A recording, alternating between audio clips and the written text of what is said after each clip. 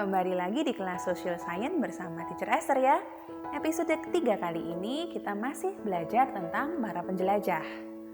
Ternyata keberhasilan Spanyol dan Portugal benar-benar membuat negara-negara yang lain di Eropa ingin melakukan hal yang sama. Negara mana aja nih? Ada Inggris, Perancis, dan Belanda. Kita mulai Inggris dulu ya. Ada yang namanya John Cabot. Nah, John Cabot ini telah mendengar tentang Columbus yang berhasil menemukan daratan yang baru. Nah, berbekal informasi ini, John Cabot mendatangi King Henry. King Henry ke-7 ya, yang saat itu menjadi Raja Inggris. Dia ingin meyakinkan King Henry untuk mensponsori pelayarannya.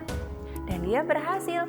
King Henry dan para pedagang kaya dari Inggris waktu itu setuju untuk membiayai pelayarannya. Berangkatlah John Cabot. Nah, John Cabot berlayar ke barat karena memang disarankan ke barat tapi agak ke atas ya, tidak boleh ke selatan karena sudah dikuasai oleh Spanyol dan Portugal. Ketika John Cabot berangkat, dia pun menemukan sebuah daratan yang baru. Dia sudah senang sekali. Ini pasti Asia. Wah, tanpa ragu John Cabot langsung mengklaim daerah baru yang ditemukannya ini sebagai wilayahnya Inggris. Tapi ternyata setelah diselidiki, kok tidak ada emas ya? Kok tidak ada perak ya? Nah, ternyata itu bukan Asia.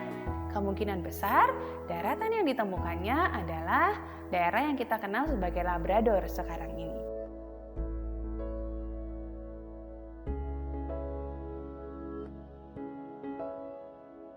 Kalau itu belum berhasil, sekarang pindah ya, kita mau bicarakan soal penjelajah dari Perancis. Ada yang namanya Giovanni de Verrazzano. Dia berlayar sama-sama ke barat dan menemukan daratan yang baru juga. Tapi dia segera sadar bahwa itu bukan Asia. Dia kembali, gagal memang ya. Tapi dia kemudian membuat catatan tentang apa yang dilihatnya saat dia berhasil menemukan daratan yang baru di barat. Dalam catatannya, dia juga menuliskan bahwa kemungkinan besar arah ke barat bisa ditempuh melalui rute sungai.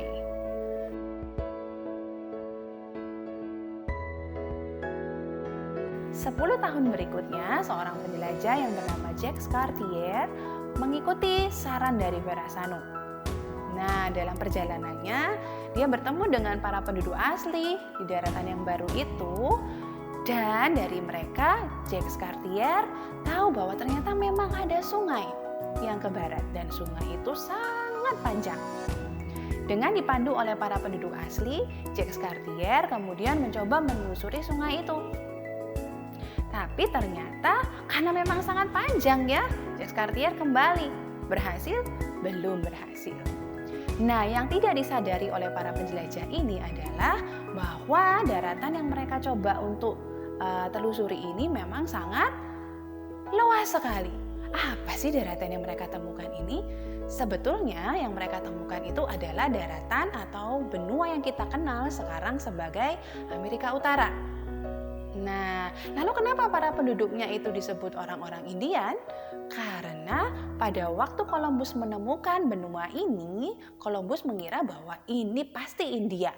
Jadi orang-orangnya disebut orang-orang Indian. Begitu ceritanya guys. Nah, kita kembali ke Inggris dulu ya. Ada juga penjelajah berikutnya, namanya adalah Francis Drake. Francis Drake ini penjelajah yang tangguh.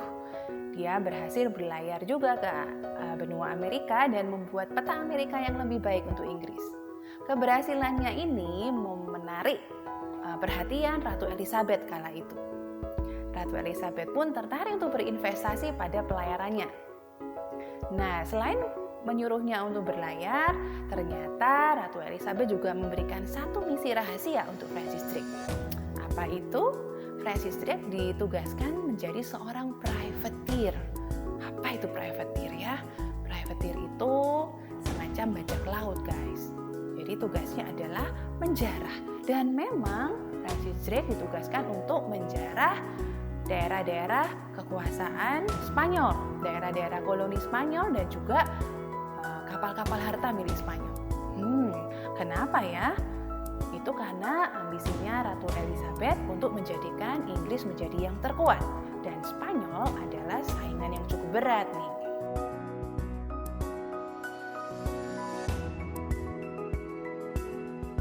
Ini adalah rute pelayaran Francis Drake.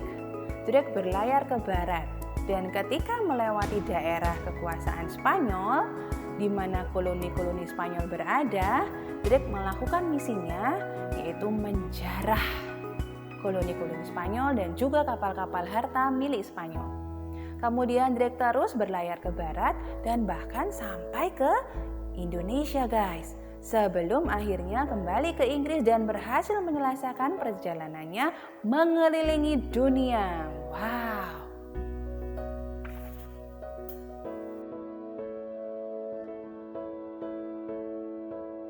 Drake pulang ke Inggris dengan kejayaan yang luar biasa ya.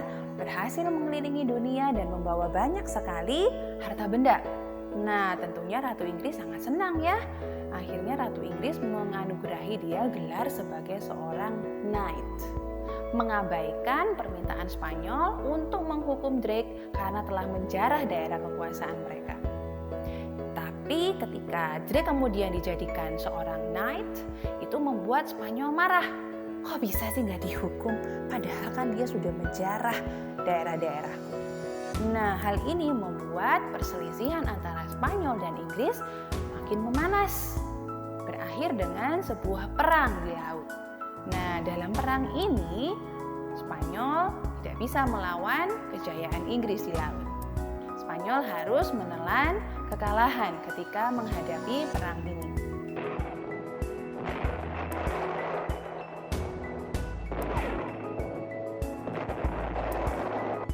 Kekalahan Spanyol membuat kekuasaan Spanyol di laut jadi memudar. Ini membuka jalan baru bagi negara-negara lain, bagi bangsa-bangsa lain untuk meluaskan kekuasaannya. Belanda salah satunya. Belanda ini dulu adalah koloni atau daerah kekuasaan Spanyol. Ketika Spanyol sudah mulai melemah, Belanda mulai aktif dalam perdagangan dan eksplorasi.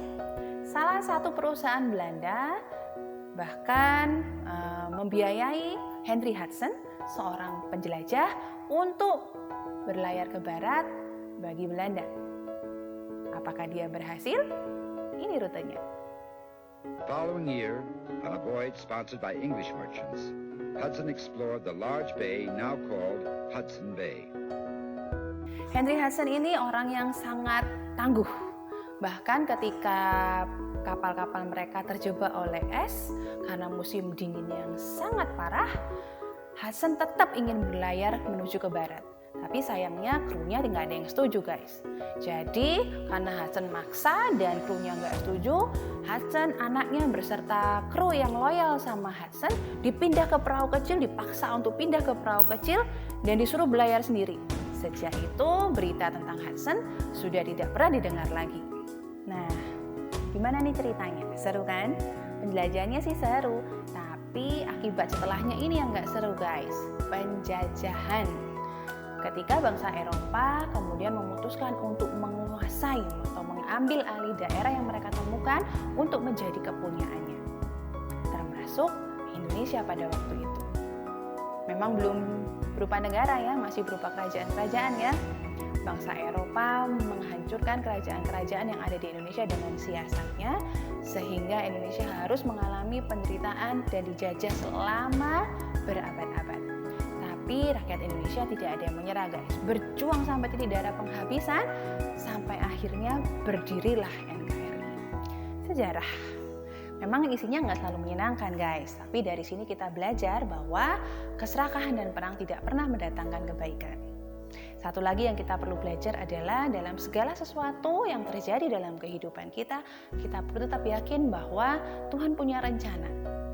Tuhan tidak pernah membiarkan segala sesuatu itu menjadi tidak baik.